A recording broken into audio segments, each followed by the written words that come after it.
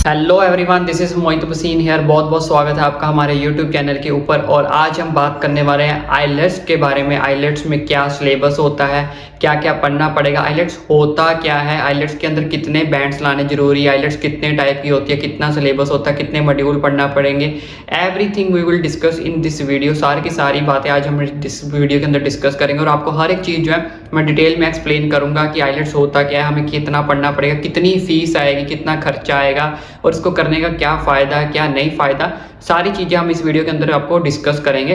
तो सबसे पहले हम बोलते हैं आईलेट्स। आईलेट्स होता क्या है?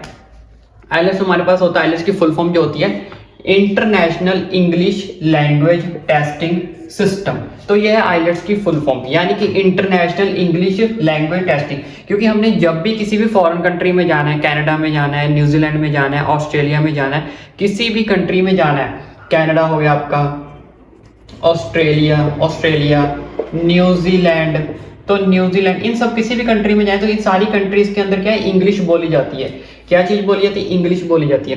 तो ये टेस्ट इसलिए रखा गया है कि जब भी आप इन कंट्रीज में जाओ तो आपको कम से कम ये तो पता हो कि मुझे पानी कैसे मांगना है, मुझे बस की टिकट कैसे लेनी है, या मुझे किसी टैक्सी में जाना है, या मुझे कोई सामान खरीदना है, तो उन सबके लिए वहाँ पे आपको क्या बोलनी पड़ेगी? इंग्लिश बोलनी पड़ेगी। तो यहाँ पे आपकी इंग्लिश कम्युनिकेशन स्किल चेक की जाती है इस टेस्ट के थ्रू कि आप कितनी इंग्लिश बोल सकते हो, क्या आप इन कंट्रीज में जाने लायक हो, क्या आपको इन कंट्रीज में जाके आप अपनी बात रख सकते हो, क्या आप लोगों से वहां जाके बात कर सकते हो या नहीं कर सकते।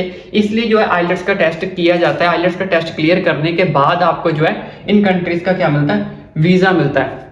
अब बात कर लेते हैं आईलेट्स के अंदर, अगर आपने चाहे पीआर के थ्रू जाना है या स्टूडेंट के थ्रू जाना है, दोनों के थ्रू आपको क्या करना पड़ता है? आईलेट्स क्लियर करनी ही पड़ती है, आईलेट्स का टेस्ट देना ही पड़ता है। तो आईलेट्स के थ्रू ये कंट्रीज जो है आपको एलिजिबल बनाती है, टेस्ट के थ्रू आप एलिजिबल बनते हो इन कंट्रीज के जाने के लायक। क्योंकि मैक्सिमम हमारे पास यहाँ पे कंट्रीज जितनी भी है वो इंग्लिश बोलती हैं, तो इंग्लिश के थ्रू आपको जितनी भी कंट्रीज हैं वो सारी की सारी आपको किसके थ्रू करनी पड़ेगी? आईलेट्स के थ्रू। आईलेट्स एक तरह का आपका टेस्ट होता है, इंग्लिश टेस्टिंग सिस्टम होता है। इस टेस्ट के थ्रू अगर आप क्लियर करोगे, एलिजिबल बनोगे, तो इन कंट्रीज के आप अंदर जाने के लिए एलिजिबल बन जाओगे। अब बात कर लेते हैं आईलेट्स की। अब हमारे पास आईलेट्स दो टाइप की आईलेट्स होती है, इस चीज को ध्यान रखना। बहुत सारे लोगों को ये चीज पता ही नहीं है कि हमारे पास आईलेट्स जो होती है वो दो टाइप की होती है। एक हमारे पास होती है एकेडमिक और दूसरी होती है जर्नल। अब ये एकेडमिक और जर्नल में डिफरेंस क्या होता है ये मैं आपको बता देता हूँ। जो एकेडमिक वाली आईलेट्स होती है वो 12th पास स्टूडेंट जो है वो कर सकते हैं, या फिर आप किसी टाइप के स्टूडेंट हो, यूजी के, पीजी के, वो कर सकते हो, या फिर आपने ग्रेजुएट हो चुके, बीए कर लिया, बीएससी कर लिया, एनी मोड, मतलब कोई भी ग्रेजुएट हो, वो सारे के सारे क्या करते हैं? एकेडमिक करते हैं। ठीक है। अब जर्नल में कौन से करते हैं? जर्नल वाले जो आईलेट्स होती है, जर्नल वाले आईलेट्स क्या करते हैं? जिन्होंने पीआर अप्लाई करनी हो। अब पीआर अप्लाई करने के लिए वो जर्नल वाले के लिए ज्यादा एलिजिबिलिटी है, इसके लिए पीआर मिल जाएगी, लेकिन इसके लिए आपको वहां जाके थोड़ा सा एफर्ट्स करने पड़ेंगे, स्टडी वीजा लगाना पड़ेगा।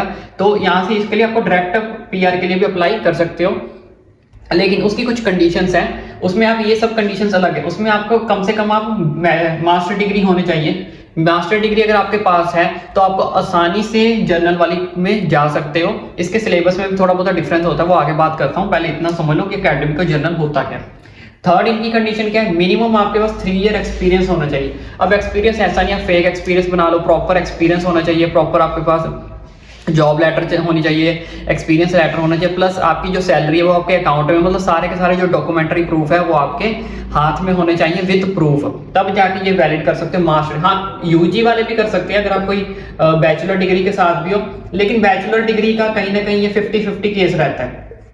अगर मास्टर डिग्री है तो आपके केसेस जाने के चांसेस जो है जनरल कैटेगरी, जर्नल के अंदर बोल रहा हूँ, जनरल के अंदर आपको जाने के जो चांसेस है वो ज्यादा बढ़ जाते हैं एज कंपेयर टू यूजी। अगर यूजी के थ्रू करके यूजी के थ्रू जा सकते हैं, लेकिन यूजी के अंदर क्या आ जाता है? थोड़ी बहुत रिफ्यूजल के जो है वो चांसेस रहते हैं। ठीक है। मास्टर डिग्री में थोड़े चांसेस उस चीज के कम हो जाते हैं। मास्टर डिग्री करके जाओ, पीआर अप्लाई अगर आप करना चाहते हो तो मिनिमम आपके पास लेकिन 3 ईयर का एक्सपीरियंस होना चाहिए। अगर आपके पास ये कंडीशन इसमें से कुछ भी नहीं है तो आप सीधा 12th पास हो, स्टूडेंट हो, कोई भी बीए की हो, आपने बीएससी की हो, कोई भी ग्रेजुएशन की हो, एक्स्ट्रा एटीसी कोई भी आपने ग्रेजुएशन की हो, या एनी वन कुछ भी आपने किया है, तो सारे के सारे एकेडमिक, और ज्यादातर लोग एकेडमिक के थ्रू ही जाते हैं।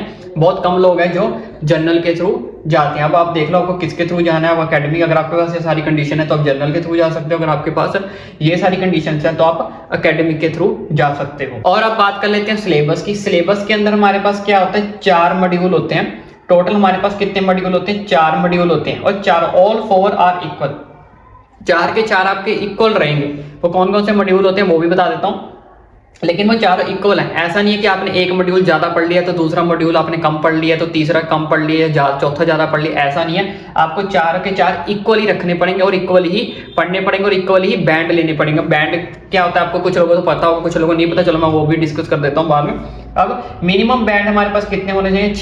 6 मतलब 4 मॉड्यूल होते हैं, चारों में आपके कम से कम 6 बैंड आने चाहिए, कम से कम 6। ऐसा नहीं है कि अगर आप इसमें 5 ले लो, इसमें मैं 7 ले लूं, इसमें मेरे 4 आ जाएं, कम ज्यादा नहीं चलेंगे। मिनिमम आपको 6 चाहिए ही चाहिए। अगर 6 लेके चलोगे तो आपके जो बैंड होते हैं वो काफी ज्यादा अच्छे बन जाएंगे। आप एलिजिबिलिटी जो आपकी जाने की है वो काफी ज्यादा अच्छी बन जाती है, आपको रिफ्यूजल नहीं आएगी फिर। तो कम से कम आपको 6 बैंड हर मॉड्यूल के अंदर लेके चलने की, कम से कम मेरे हर मॉड्यूल के अंदर कम से कम 6 आए, ज्यादा आए तो बहुत अच्छी बात है, लेकिन हर मॉड्यूल के अंदर इक्वल 6 आपको आने चाहिए। इसी में 5.5 रह जाए या 5 रह जाए तो आपका काम जो है वो ऊपर नीचे हो सकता है। अब बात कर लेते हैं रीडिंग के बारे में। जो हमारा फर्स्ट मॉड्यूल है, हमारे पास 4 मॉड्यूल थे, तो चारों में से सबसे पहला हमारा मॉड्यूल है सिलेबस का, दैट इज रीडिंग। रीडिंग दोनों की डिफरेंस होगी, एकेडमिक की और जनरल की, दोनों का डिफरेंस मैं आपको बता देता हूँ क्या है। इसमें क्या करना है, जो एकेडमिक वाले बच्चे हैं जिन्होंने एकेडमिक करनी है, उनकी जो रीडिंग होगी वो थोड़ी लेंथी होगी, लेंथी रीडिंग। टाइम आपको 1 आवर का दिया जाएगा, 40 आपको क्वेश्चंस आएंगे, जिसमें से आपके कितने होंगे? 3 पैसेज होंगे। फर्स्ट पैसेज में आपको 1 से 14 क्वेश्चन मिलेंगे, सेकंड पैसेज में आपको 15 से 26 क्वेश्चन मिलेंगे, तीसरे पैसेज में 27 to 40 क्वेश्चंस मिलेंगे। और इसमें सिलेबस क्या होगा, इसमें आपको जैसे लिस्ट ऑफ हेडिंग करना पड़ेगा, फिलअप्स आएंगे आपके, मैच द कॉलम हो गए, ट्रू और फॉल्स हो गए, या फिर नॉट गिवन हो गए। ये सारी चीजें जो है ये एकेडमी के अंदर पूछी जाती हैं। अब बात कर लेते हैं जनरल वालों की। जनरल के अंदर थोड़ा सा क्या होता है, इजी होता है। इनकी जो रीडिंग होती है थोड़ी सी शॉर्ट रहेगी एज कम्पेयर, जैसे इनकी जो पैसेज जैसे रीडिंग है वो 4 से 5 पेज की रहेगी, इनकी 3 से 4 पेजेस की हो जाएगी। ऐसे मतलब इनकी जो रीडिंग है थोड़ी लेंथी होगी और इनकी जो है शॉर्ट होगी, लेंथी रीडिंग होगी, और इनकी जो शॉर्ट रीडिंग, टाइम इनका भी 1 आवर रहेगा, क्वेश्चन इनको भी 40 देंगे। और चीजों का क्या डिफरेंस है, नेक्स्ट मॉड्यूल की बात कर लेते हैं। तो अब बात करते हैं सेकंड मॉड्यूल की। सेकंड मॉड्यूल हमारे पास है दैट इज लिसनिंग, एकेडमी के लिए और जनरल के लिए। सेकंड में लिसनिंग जो है आपको 30 से 35 मिनट दिए जाएंगे, किसके लिए? लिसनिंग के लिए। जिसमें आपके 4 पैराग्राफ होंगे, 4 पैराग्राफ होंगे इसमें, जिसमें आपको फिलअप्स आएंगे, एमसीक्यू या मैप वर्क वगैरह के, ये सारी चीजें आएंगी आपको लिसनिंग के अंदर। 30 से 35 मिनट में आपको लिसनिंग करनी है, और जिसमें आपके 23 क्वेश्चन जो है वो कंपल्सरी है। मिनिमम आपको 23 क्वेश्चन करने ही पड़ेंगे, जिसके लिए आपको 6 बैंड बनेंगे। अगर आपको 6 बैंड चाहिए तो मिनिमम आपको जो है वो 23 क्वेश्चन जो है वो करने ही पड़ेंगे। अब बात कर लेते हैं जनरल वालों की। जनरल वालों को सिलेबस भी सेम है, 30 से 35 मिनट आपको मिलेंगे, 4 पैराग्राफ करने को मिलेंगे, फिलअप्स, एमसीक्यू, मैप, सारा कुछ सेम है सिलेबस। लास्ट चीज, ये वाली चीज चेंज है, ये वाली जो चीज है चेंज है। ये वाली चीज में क्या है, 30 से 31 क्वेश्चन आपको करने पड़ेंगे जनरल वालों को, और एकेडमिक वालों को सिर्फ 23 क्वेश्चन करने पड़ेंगे 6 बैंड के लिए। इनको अगर 6 बैंड लेके आने हैं तो कम से कम आपको 30 से 31 जो क्वेश्चन है वो करने पड़ेंगे, यानी कि इनके जो क्वेश्चन की वेटेज है वो बहुत ज्यादा कम है। यहाँ पे थोड़ा सा डिफरेंस आपको पता लग गया कि अगर एकेडमिक वालों की जो वेटेज है वो थोड़ी सी ज्यादा है, इनकी जो वेटेज है कम है, क्योंकि इनको 30 से 31 क्वेश्चन करने पड़ेंगे 6 बैंड लाने के लिए, इनको 23 क्वेश्चन करने पड़ेंगे 6 बैंड लाने के लिए। अब बात करते हैं थर्ड मॉड्यूल की। थर्ड मॉड्यूल है हमारे पास राइटिंग। एकेडमी के अंदर थर्ड मॉड्यूल के अंदर क्या होता है, हमारे पास 2 टास्क होते हैं, टास्क 1 और टास्क 2। 2 टास्क आपको दिए जाएंगे। टास्क 1 आपका 3 बैंड का होगा, टास्क 2 आपका 6 बैंड का होगा। अब बैंड क्या होता है, चलो मैं कुछ लोगों को पता होगा, कुछ लोगों को नहीं पता होगा, मैं बैंड क्लियर कर देता हूँ। आपको बैंड होते हैं 0 to 9, जिसमें से हम बोलते हैं स्कोर। आपको 9 में से स्कोर दिए जाएंगे ऑल ओवर सारे मॉड्यूल कंप्लीट होने के बाद। आपको जो स्कोर है वो 9 में से दिया जाएगा। मिनिमम मैंने आपको बताया कि 6 बैंड आपके जो है आने कंपल्सरी है। अगर आप किसी अच्छी कंट्री में जाने चाहते हो और आपको कोई रिफ्यूजल नहीं चाहिए तो मिनिमम आपके पास 6 बैंड आ जाने चाहिए। तो 9 में से आपके पास 6 बैंड आते हैं तो आप काफी ज्यादा कंफर्ट जोन के अंदर चले जाते हो। तो 0 to 9 आपको जो है बैंड दिए जाते हैं, 0 से लेके 9 के बीच में। तो 6 बैंड ले आते हो, आप काफी ज्यादा कंफर्ट जोन के अंदर चले जाते हैं। अब बात करते हैं इसमें सिलेबस क्या है। इसमें आपको ग्रामर, वोकैबुलरी वगैरह आपकी चेक की जाती है स्ट्रांगली, मतलब आपको स्ट्रांगली आपकी ग्रामेटिकली चेक की जाती है, आप कितनी इंग्लिश बोल सकते हो, कितनी वोकैबुलरी मिस्टेक्स तो नहीं करते, ग्रामर मिस्टेक्स तो नहीं करते। वो सारी जो चीजें हैं वो राइटिंग के अंदर आपकी चेक की जाती है। इसमें आपकी ग्रामर काफी ज्यादा अच्छी होनी चाहिए, ग्रामर के अंदर मिस्टेक्स आपकी बहुत ज्यादा कम होनी चाहिए। स्ट्रांगली चेक की जाती है, स्ट्रांगली आपकी वोकैबुलरी अच्छी हो और ग्रामर भी आपकी अच्छी हो। टास्क 1 के लिए आपको 20 मिनट दिए जाएंगे, टास्क 2 के लिए आपको 40 मिनट दिए जाएंगे, यानी कि टोटल मिला के आपको कितना टाइम दिया जाएगा 60 मिनट, 1 आवर, यानी कि आपको जो है टाइम दिया जाएगा 1 घंटा राइटिंग स्किल्स के लिए। अब बात कर लेते हैं जनरल वालों को सारा कुछ ये प्रोसीजर सेम है, सेम 1 2 सेम 2 टास्क होंगे, फर्स्ट 2 ऑल टास्क सेम, नीचे सेम ग्रामर वोकैबुलरी स्ट्रांगली सब कुछ आपका ये भी सेम है, सारी चीजें क्या है सेम थिंग्स हैं, इसमें आपका कोई भी डिफरेंस नहीं है। वेटेज की थोड़ी बहुत डिफरेंस हो सकती है, अदरवाइज कोई भी डिफरेंस नहीं है।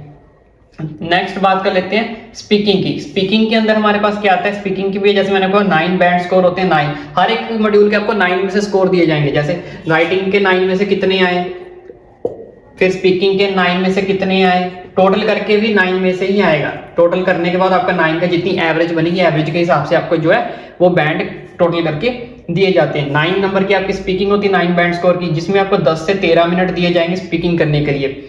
कुछ भी दिया जा सकता है, 3 टास्क होते हैं इसमें, कोई आपको स्टोरी दी जा सकती है, कोई पैराग्राफ दिया जा सकता है, तो डिपेंड करता है। तो इसमें भी 3 टास्क होंगे, पहला टास्क आपका 2 बैंड का होगा, दूसरा बैंड आपका 4 का होगा, तीसरा आपका 3 का होगा, यानी कि टोटल आपके कितने होंगे 9 बैंड, टोटल आपके हो गए 9 बैंड। पहला आपका टास्क 2 बैंड का, अगला टास्क 4 बैंड का, तीसरा टास्क 3 बैंड का, टोटल हमारे पास कितने हो गए 9 बैंड। सेम इसमें भी जनरल वालों के भी सारा ये क्राइटेरिया क्या है, ये वाला सेम है, सेम थिंग्स जो है जनरल के अंदर आपको भी सारा कुछ सेम पूछा जाएगा। अब बात कर लेते हैं फीस स्ट्रक्चर की।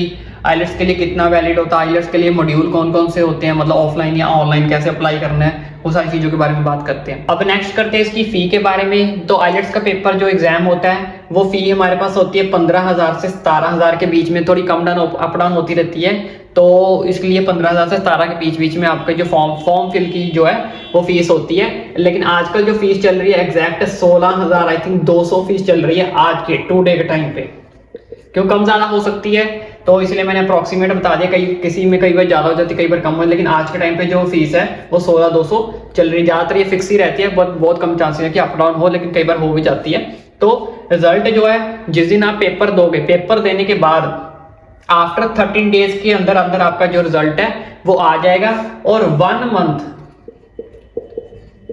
मंथ में आपका 4 टाइम्स पेपर होता है, यानी कि 1 मंथ में 4 बार पेपर करवाया जाता है। आप कोई भी ले सकते हो, आपकी अपनी इच्छा है कब डेट लेनी है, कौन सा टाइम लेना है, कौन सा नहीं लेना। यानी कि 1 महीने में हम 4 बार जो पेपर है वो कंडक्ट करवाते हैं। आई थिंक वीक में 1 बार होता है, हफ्ते महीने में 4 वीक होते हैं, तो 1 वीक में 1 बार पेपर होता है। तो आप कोई भी पेपर ले सकते हो, पहले वीक वाला ले लो, दूसरे वीक वाला, वो आपकी इच्छा है, आपकी मर्जी है। कई बार ऐसा होता है स्लॉट फिल होता है, तब आपकी नई मर्जी चलेगी, लेकिन ज्यादातर आपको आपकी मर्जी का स्लॉट मिल जाएगा। अब आइलेट्स वैलिड जो होती है वो आपके 2 साल के लिए वैलिड होती है आइलेट्स। तो वैलिड जो होगी आपकी आइलेट वो 2 साल के लिए वैलिड होगी, मतलब जैसे आप 2023 में करोगे तो 2025 तक आपकी जो आइलेट्स है वो वैलिड रहेगी। अब बात कर लेते हैं इसके लिए अप्लाई करने। इसके लिए दोनों तरह अप्लाई कर सकते हो, आप ऑफलाइन भी कर सकते हो, ऑनलाइन भी कर सकते हो। ऑफलाइन और ऑनलाइन दोनों मोड अप्लाई कर सकते हो। ऑफलाइन के लिए आपके आसपास भी बहुत सारे ऑफिस बने होते हैं आइलेट्स के, अपने इमिग्रेशन के, वहां जाके आप अप्लाई कर सकते हैं। ऑनलाइन आप इनकी वेबसाइट पे जाके आइलेट्स की, तो वहां पे भी जाके आपको फिल आउट कर सकते हो।